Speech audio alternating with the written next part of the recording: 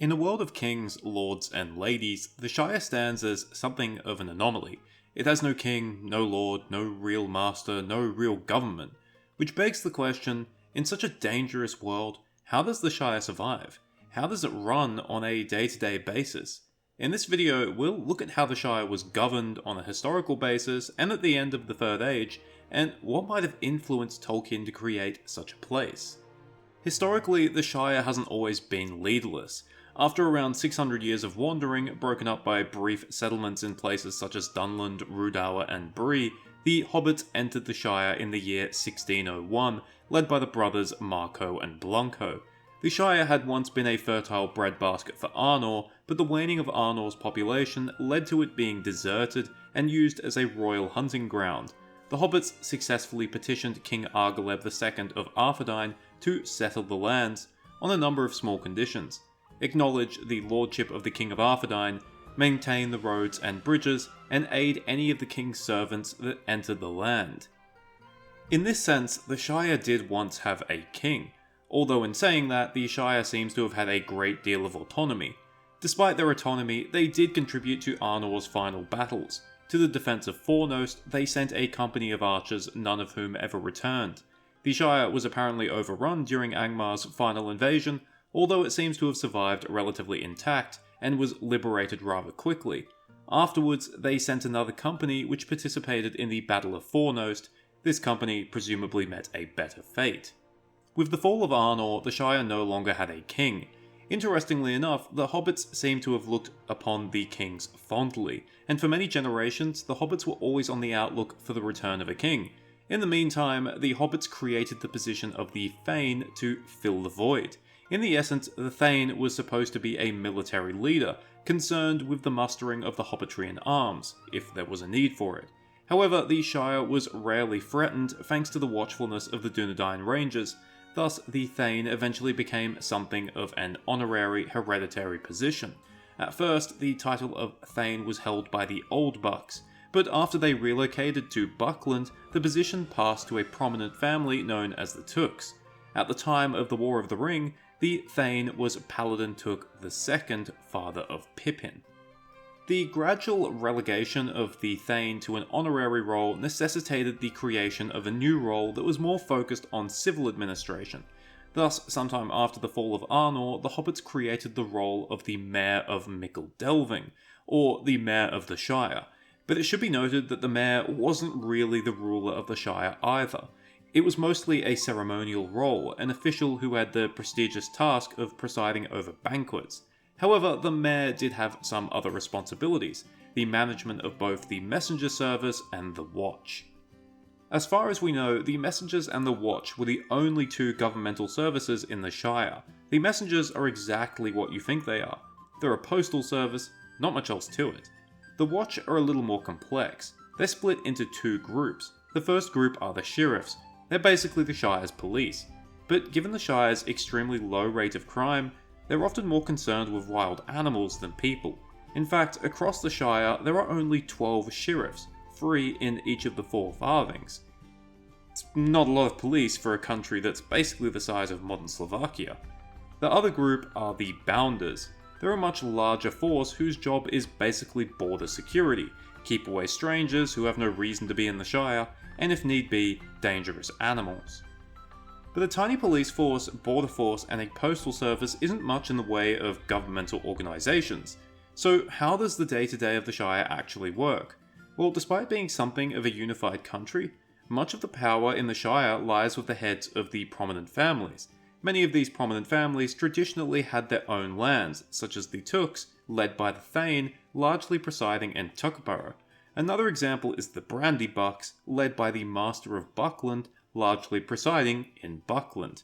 That being said, all of these families generally followed the same laws and rules which had their origins in the old laws of Arnor before it fell. There was also something of a traditional social hierarchy in the Shire, which sort of kept everyone in their place.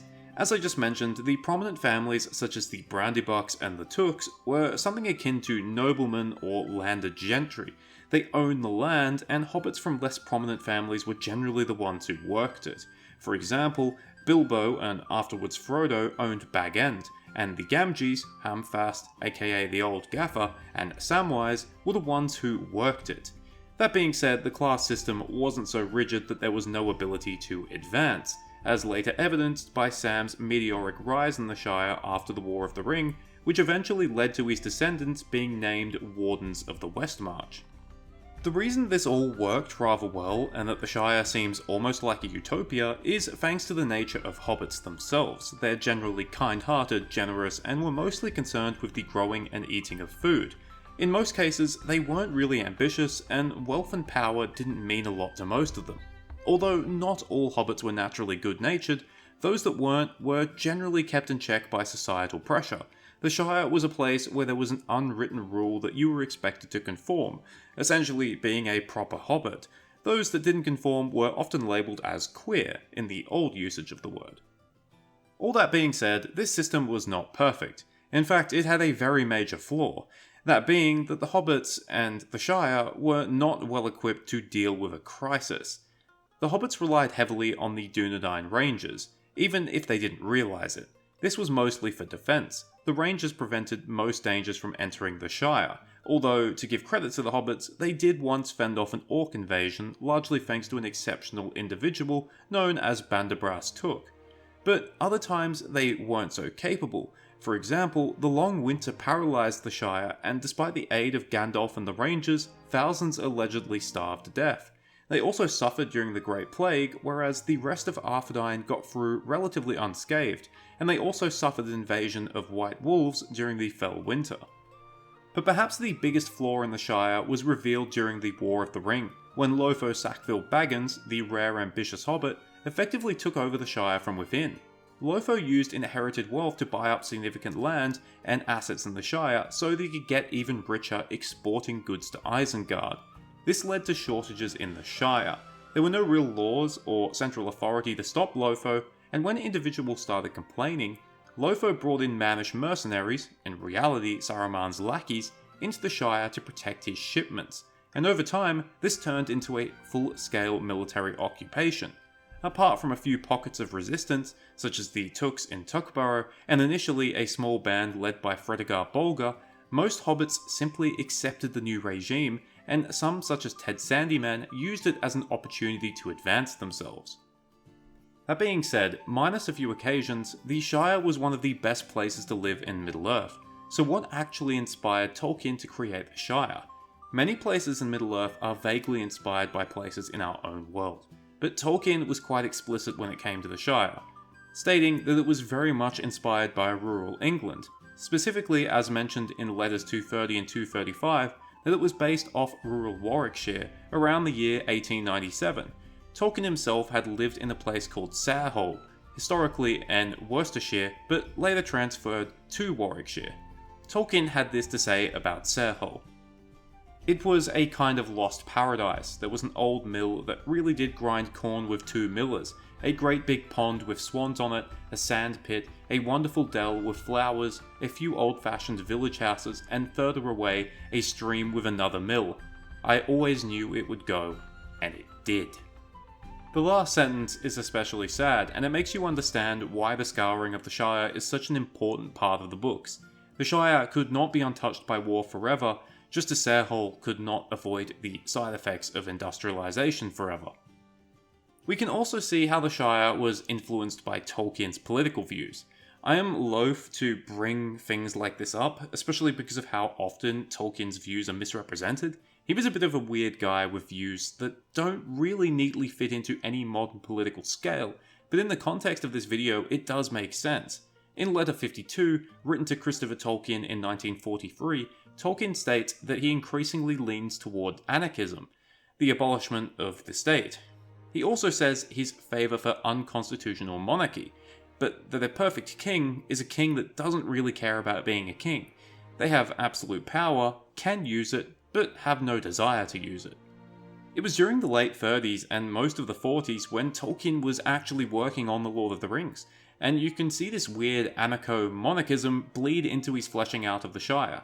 The Shire is a country, but doesn't really have a state in the traditional sense, and they did have a king, but but he was a faraway guy and little concerned with them. He had absolute power, but he did not use it. Oh well, it's a strange world, and Tolkien was a strange guy. Thank you for watching. I hope you enjoyed it, or at least found it interesting. If you're interested in Tolkien's political leanings, you should read that Letter 52. It's a wild ride from start to finish, especially when he voices his support for terrorists blowing up factories and power stations. And it was written to Christopher when he was only 18 years old. If I was 18 years old and I got an email like that from my dad, honestly, I'd probably laugh. Cheers, farewell, and remember, if you're in the Shire and need to go to the hospital, bad luck, I guess you die.